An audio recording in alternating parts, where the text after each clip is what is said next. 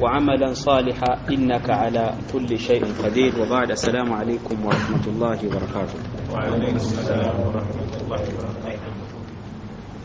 Kantwala omukisa guno okutendereza Allah tabaraka taala n'okumwebaza ebyo byazze atukolera mu bingi n'ebitono mu bulamu bwe tulina, atuyisiza mu ndwadde n'atuzza eri obulamu obulungi, n'atujja mu bwavu n'atuwa ku byengera ebyo tulaba nti byo bwe bugagga. Tumusaba abeere nga atukumira ebyengera ebyo mu kwebaza Allah tabaraka taala bwe gumu ku mulyango ogw'okwongerwa. Olw'onoonya okwongerwa olina okwebaza. Wa in ta'uddu ni'matallahi la tuhsuha. Bw'osalawo okutuula wansi okwate ekkalaamu obale ebyengera buli kimu Allah kyakuwadde, oyinza tojja na kusobola kubimalayo. Eyo aya eyo abamanyi bajjamu ekigambo ekiraga nti nno osobola okubala ebizibu by'ofunye, balaaya, ebizibu by'ofunye, naye ate ebyengera tosobola. Kyobola nti omwoyo gujjukira nnyo era tegutera kwerabira ekizibu ekyagutuukako, naye ate ebirungi oluusi tubyerabira mangu olw'okuba bijja ne biba nga bingi. Oba wakamala kino n'oyingira mu kino, kale ebyo byonna byonna biba bikyali byengera, tosobola kubibala. Daawudi alayhi salatu wassalam yatuuka ekiseera ng'akaaba amaziga n'agamba nti ya rabbi, n'okutegeera obutegeezi nti no kyengera nkyebaze, ekyo nakyo kinyimirira okukyebaza.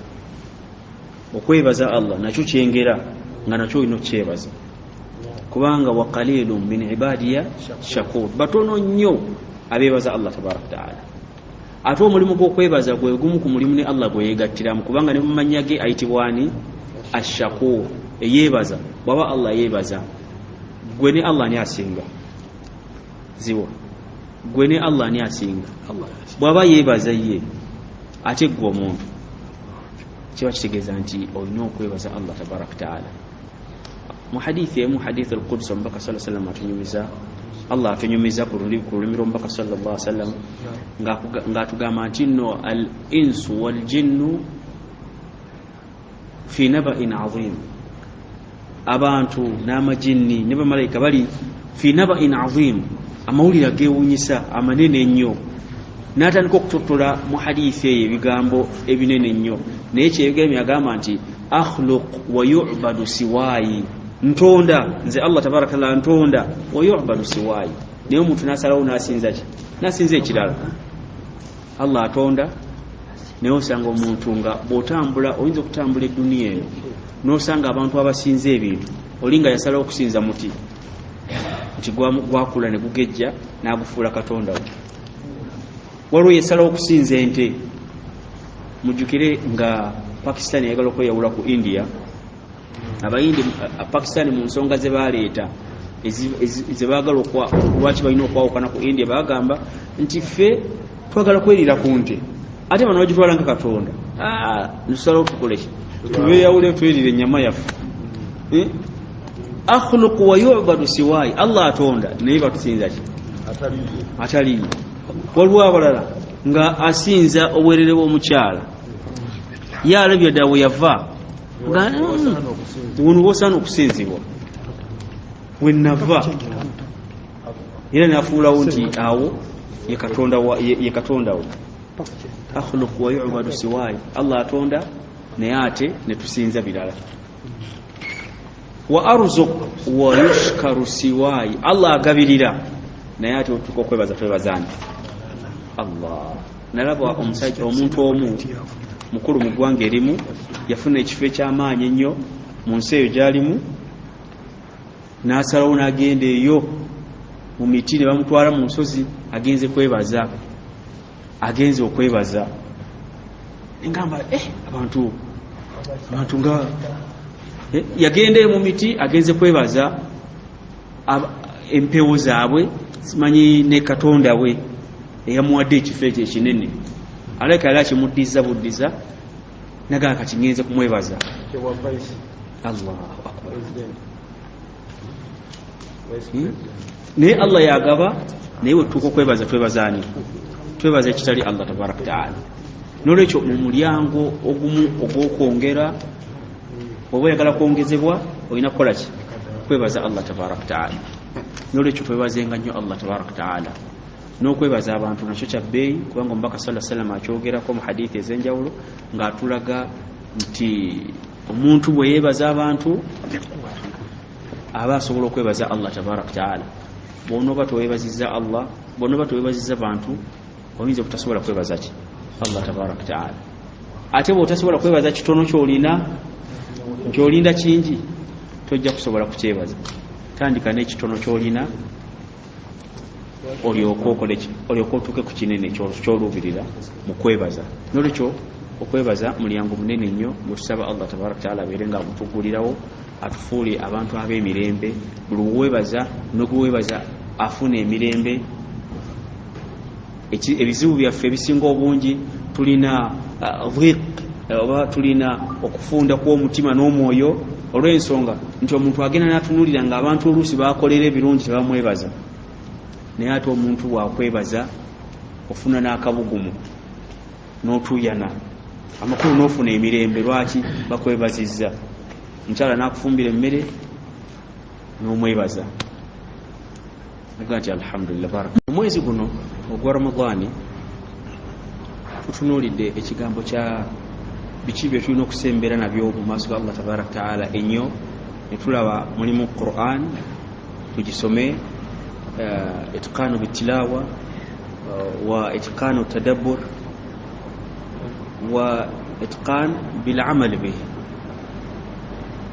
ebyo bitubanja mu Qur'an ne tutunulira ku ibada tunulira nnyo mu mwezi guno gwa Ramadhani nti kiki nina okwongeramu mulimu itiqanu al-fara'id tunulira nnyo ebintu bya fara'id ebya faradha birongoose mu byo obuzo okusala sala mu sala ejamaa kirako ekyokubiri ada an-nawafil yitiriza nnyo emirimu gino egya nawafil egya sunna nti nyingide masjidi kansale qabliya kansale ba'diya kansale salatu duha kansitukeko ekiro emirimu egya nawafil naddala mu mwezi guno gwaki ogwa Ramadhan ekirala tarkul haram tugezeeko nnyo okuleka ebya haram tuli ku mulembe gwaffe guno gwe tuliko olwaleero omulembe nga muzibu nnyo nti oyinza obutasobola kwawula halali ne haramu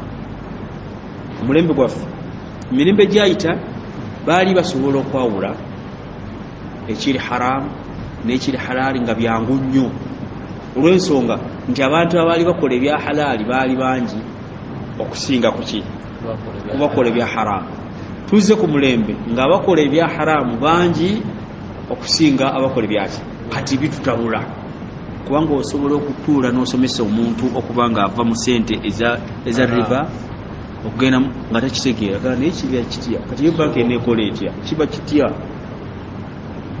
leka naawe ng'alaba bimubuzaabuza lwaki alaba nga abantu bonna kwe bali ensi bwe twetambula kati tugezeeko nnyo okuleka ebintu ebyaki era mu maarifatu taqwa mu definition eya taqwa okutya Allah tabaraka taala baleetamu bagamba ekisooka tarkul haram kuleka byaki bya haram biveeko bireke definition eyokubiri kyekiddako nebagamba nti no itqanu fara'id kulongoosa ebintu ebya faradha bw'oba oza okusaala swala nga ntuufu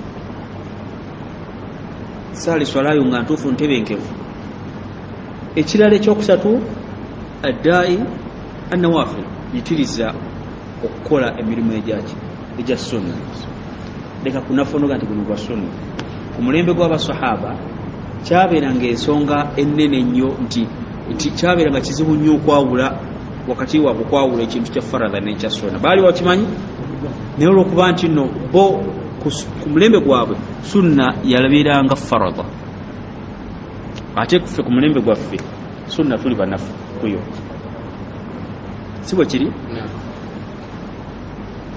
epointi endala gyetusaba tusembere nayo mu maaso ga Allah tabaraka taala epointi nkulu nnyo al ilmu bannange okunoonya irimu mwezi gwa Ramadhan tugifuule nga mwezi gwa kunoonya kuyiga ddiini yo.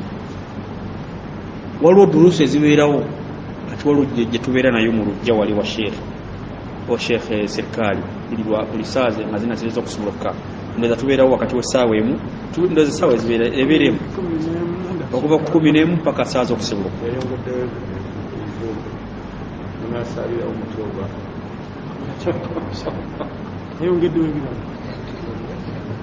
naye tubeerawo ne tusomesa mujje mubikoleki mujje mubeerewo musome eddiini yammwe. Wano tubeerawo buli lwakutaano abantu abamu ne gye basula batera okubeera ne puroguramu zaabwe naddala mu Ramadhan muteekeo puroguramu zammwe gye musula osomese ku bantu hadisi ne webeereemu. Funa ekitabo kya hadisi kimu ekyavvuunulwa oba mu Luzungu oba mu Luganda obeere nga mwejjukanya nayo.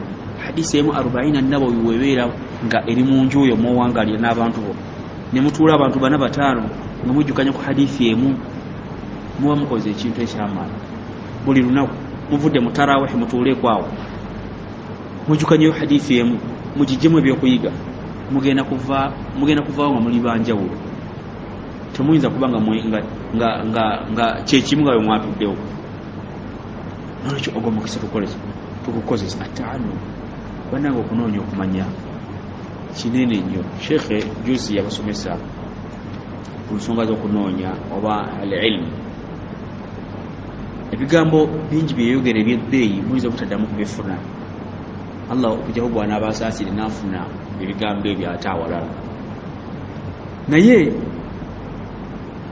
alina kye yali atulaga ennyo bwe yatuuka okulaga nti gwe nga daa'iya oba gwe nga gwe omusiraamu olina okusoma ennyo obeere nga bw'otuuka okuwa fatuwa olina ebintu bingi by'otunuulira. Ekisooka olina okuba nga etteeka hadisi ogitegedde oba aya ogitegeera amakulu gaayo. Hadisi ogitegedde ekintuufu bwebeera naffe ogimanyi bwefa kikyojjeemu. Olulimi Oluwarabu kubanga amateeka tugajja okuva mu bintu ebyenjawulo. Olulimi Oluwarabu olina okuba nga olutegeera kubanga lulina gurama. Si buli Muwarabu yenna gwolaba nti ategeera olulimi Oluwarabu. Gye bali Abawaarabu betuwangira n'ababaluwa nga nagenze bali ku kisala kibansabye ebbaluwa naye mpandikira ebbaluwa nti mu lulimi lwo ate nze nkuwandikire kati nze sisobola kuwandiika buwandiisa ebbaluwa. Kisoboka nga olisa kukola ki kati okusoma kikulu nnyo kyabbeeyi. Byonna olina okumanya nti eno aya yasangulwawo era eno yagisangulawo. Waliwo aya zasangulwawo mu qiraa mu nsoma nga teri mu Qur'an naye nga yasigalawo mu kulamula. Naye obeerawo yasigalawo mu kusoma naye nga tekyakola ki teramula. Kati byonna mu ebiri mu Qur'an olina okubimanya. Naye ogenda kubitegeera ddi bw'onooba otudde mu maaso n'osoma n'ojjukanya eddiini.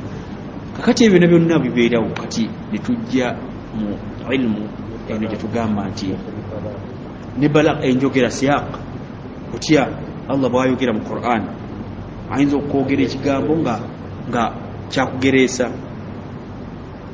naye nga si kyekitegeeza. Bingi mu Qur'an mwebiri.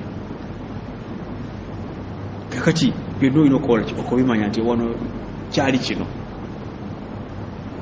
Ne mu hadisi ojja kugisanga mpaka agamba nti nno Allah tabaraka taala ayogera n'omuddu amugamba nti nno maridtu walam tazurni. Nalwala n'otakola ki n'otannambula. Allah yakugamba nalwala n'otannambula naye Allah alwala ye omulambula omusangewo naye akugamba nti nalwala ki kyategeeza eddwaliro ki mulago.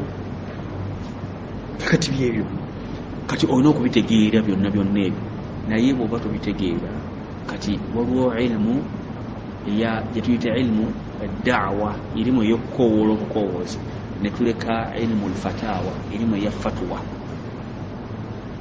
Wewale nnyo okuyisa fatwa naddala mu kaseera akabuzaabuza. Akaseera akabuzaabuza ekyokulabirako mu kaseera ak'effitina. Fitina weba egudde mu kitundu ng'abantu baawukanye asirise akola ki kubanga Allah yagamba nti fa'u ila al-kahfi genda mukahafi genda osirika toyogera naddala okwogera nga tekugenda kugasa oyinza okwogera ng'okwogera kuyinza okuba kugenda kwongera bulabe abantu bana bawuliriza ebiseera ebisinga bavuunula ebyabwe nga babisika ku ebyo byebakola ki byebawulidde byebaagala somesa ogende kuva mu yirimu yaki yafatwa kubanga ba abantu balinga kisaawe kya mupiira abasinga oli akubuuza ekibuuzo nga ayagala nnyo oyanukule kyakola ki kyayagala omulala akubuuza ekibuuzo ayagala umanyi sayidi gyokola ki shekhe kakati abasajja bano bombi besimbyewo ate bombi ate si banzikiriza yaffe tukoze tutya shekhe kati tugendewa shekhe ali mimbali naye mu mimbali bakulembera mulimu abasayidi eno nebamberamu n'abasayidi eno yali ibn Taymiya omu ku basajja ab'amaanyi eddiini yaffe bemanyi etusomako abamanyi ab'amaanyi olunaku lumu waaliwo fitina wakati w'abashiya n'abasunni fitina ey'abashiya n'abasunni edda basalyanga mizikiti gyegimu abashiya banjawulo mubamanyi nago balinamu amadhibu bano bali banjawulo naye waliwo abali okumpi nnyo nga tusobola kubategeera abali kumpi nnyo nga tusobola kubategeera kati basalyanga mizikiti gyegimu ne programu nga bakola zezimu ku kutuba eno omusunni bw'asaaza ejjuma eddako omushiya yasaaza kati omushiya bw'asoma abo benkugamba abashiya ku mulembe ogwo baali tebavuma basahaba wabula obuzibu bwabwe baali baawula wakati wa Ali ne Abubakari owaaba ani asinga bwe wali embirane zaabwe ono ng'alina okusoosa Abubakari omulala asoose Ali omushiya bw'asaaza asoosa Ali omusunni bw'asaaza asoosa ani Abubakari kuye Abubakari asinga kwoli Ali asinga kakati imaamu w'omuzikiti ogwo yali musajja mubazi agamba mu kaseera ako nakola ssente ne bagamba wano nti nno waliwo kye tuyita positive check up omuntu ayinza okufa abalala ne bafuna omulimu okufa kwoli takisi ne zikola stage ng'eyita buyisi gundi anamana agenda okuziika gundi era takisi nanga ntwale omulimu ogwo gwatunyumidde bakoze omulimu naye nga kufa kwamu bo bafunyemu n'omusimu w'entaana n'abalamula ssente omuleeta munene emitwalo 15 naye kabuli bakimenye emitwalo ekyo naye kwono basaba emitwalo 15 kubanga muki munene munene mu saizi munene muzito simu abagenda kumusula nti sikitutegeeza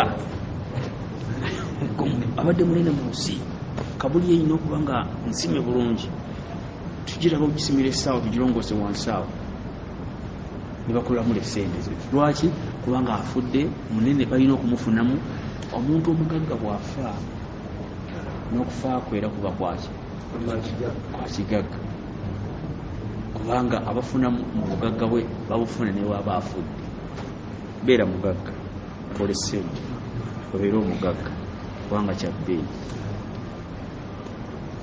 Allah bwakuleetera ebintu bino ebisatu wansi aba akuwadde ebibi byonna ku nsi kuno ekisooka bwakuwa obwavu singa musajja omutemako n'ensi nga obwavu buyo nti atambula bwakuwa obutamanya ekyo nakyo bulwadde bunene kubanga obutamanya bulwadde kansa omunene obutamanya kubanga obutamanya bulabe bwa muntu yenna ate bulabe ku muntu yennyini kubanga omuntu asobola okwekolako ekintu nga tamanyi ne mulabo we nga tasobola kimukola omuntu lwaki tamanyi ate bwakuwa obukafiiri ebisatu ebyo tekuliko kirungi nti at least byonna bibi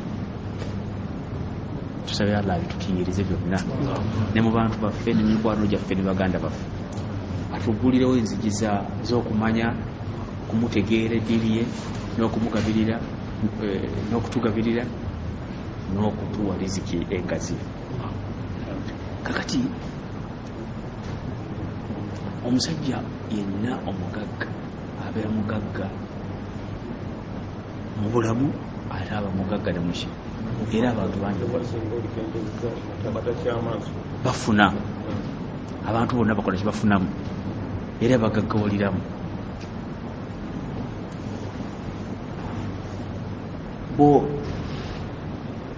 bw'osalawo tuli ku kigambo mu mwezi guno gwa Ramadhan kitusemberedde okunoonya ilmu nti kozesa chansi yo ng'okyaliwo omwezi guzze osome eddiini yo gitegeere eddiini yo gitegeere okozese chansi eno nti abantu bowangala nabo ewaka bagabirire tuula nabo musome ku hadithi nti tusazeewo tugenda kusoma hadithi emu tugenda kusoma aya emu tujeyigirize omwezi guno gwa Ramadhan tusembere mu maaso ga Allah tabarakala taallum nga tuyize kubanga irimu yo ogenda kukola ki ogenda kubuuzibwa kuyo kitegerekese kikomya olwokuba obudde bugenze ekyokuna kyenjaga tumalize nakyo as-sadaqat omwezi guno gwa Ramadhan tulina okuyitiriza ennyo okusaddaaka kubanga omubaka salama yasaddaakanga nnyo mwaliwayo ya hadithi egamba kino kana yatasaddaka kalwihi yasaddaakanga nakirako okufaanana empewo omwezi ogwaki ogwa Ramadhan yitiriza okusaddaaka funayo omusiraamu omusiibulule ogende nayo omusiibule beera asikaaliwe oba sirikaaliwe njogera ennyamba nti leero nze ngenda okubeera ani sirikaaliwo n'omutwala ne musiibuluka n'aga nti alhamdulillah muwe mubalire nga nti musiraamu olunaku otera kukozesa sente mmeka mu kusiibulukuka bweziti genda osiibuluke ennaku ttaano omusiibuludde omuleese essanyu muki mutima kinene nnyo Abdullah ibn Umar talina lunaku lweyagenda nga okusiibuluka ewaka okuggyako ng'alina omugenyi gwagenze naye subhanaka allahumma bihamdik ashhadu an la ilaha illa anta astaghfiruka wa atubu ilaik.